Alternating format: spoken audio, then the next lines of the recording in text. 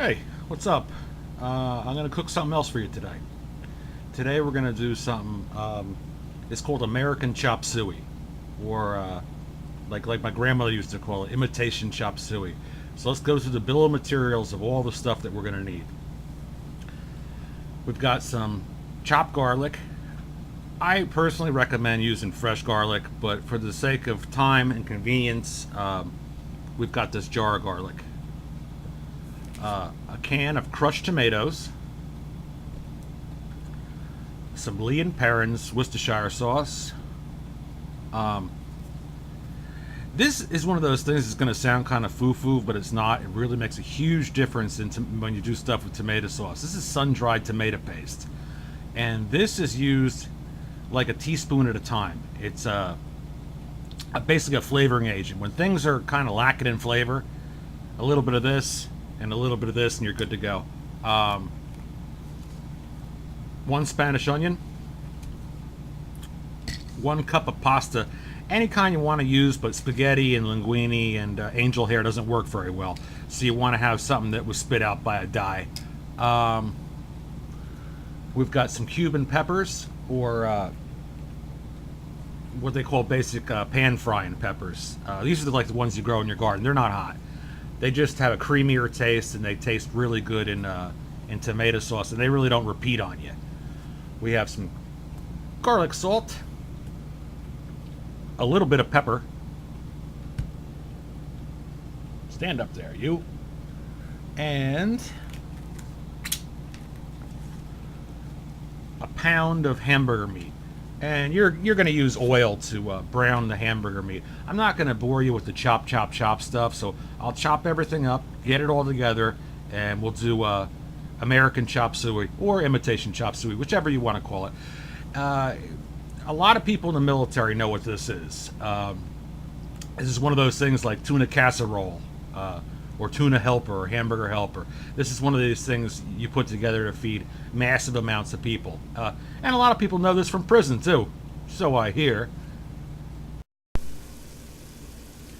Okay, we browned the beef, and this is an important thing. Don't season the beef before you brown it. This way it releases that fat, and that's what we're going to cook our onions and peppers and garlic in. They call it sweating. Not sweating like, yo, but it releases the flavors of the onions, the peppers, and the garlic. So we chopped our Cuban peppers into large dice. I'm going to put that in there.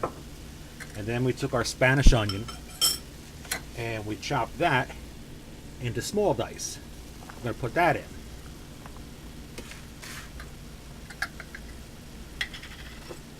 Two kitchen tablespoons of garlic, heaping. Like that. Mix that around. And we're going to cook these all together until they become translucent.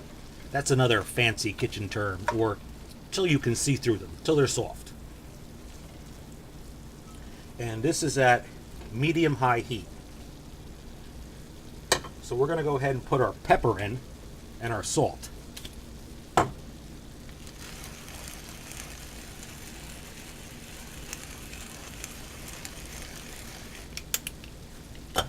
Now, the thing about salt is you don't want to go crazy in the beginning putting salt in there, because you can always put more in, but you can't take it out. And it would be a shame to spend all the money on the food and make it too salty. Then serve it to someone and go, wow, it was good, but it was really salty. So we'll put a teaspoon, level kitchen teaspoon of salt in there. And we're using garlic salt.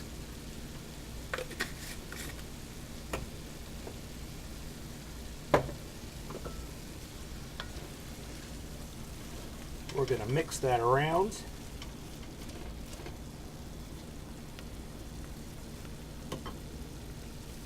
And we're going to go ahead and put the top on the cast iron roaster.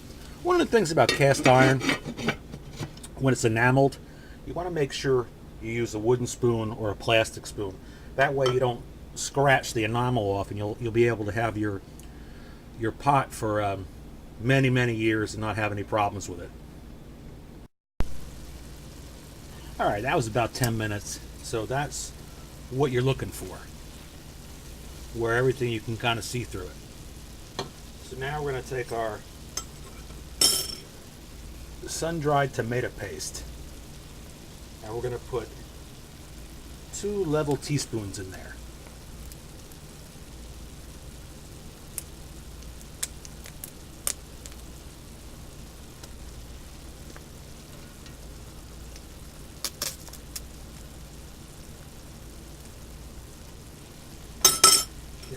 Mix that around so it doesn't burn.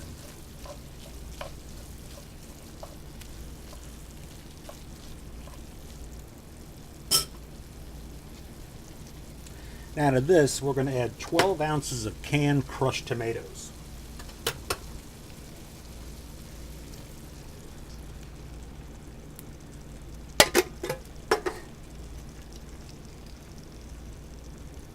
Quarter cup of Lee & Perrins Worcestershire sauce.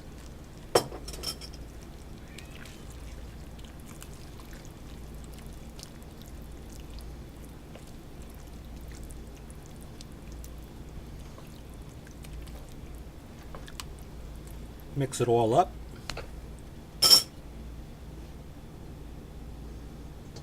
Now we're going to add 2 pints of water to it.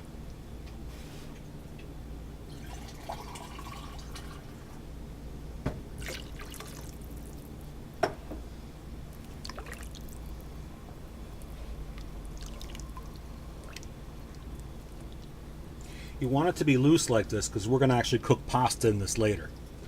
So put the top back on, right back on medium heat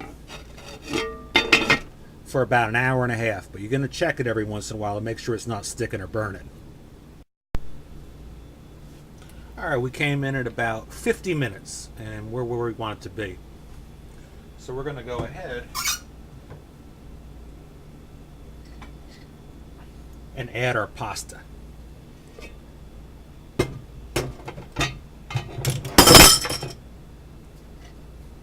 That's live TV, baby. 1 cup of pasta. You use macaroni if you want. That's what the recipe usually calls for. Put the top on for an additional 20 minutes. Put it down to medium-low. And the pasta will absorb all that water and it'll thicken up. Alright, that's been about 20 minutes. We're done. I shut the heat off. And this is what you're looking for. You got the ground beef, the peppers, the onions, the noodles.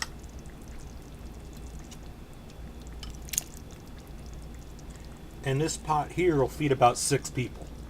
So that's what you get. Hopefully you enjoy it. It's pretty easy to make. Later, guys.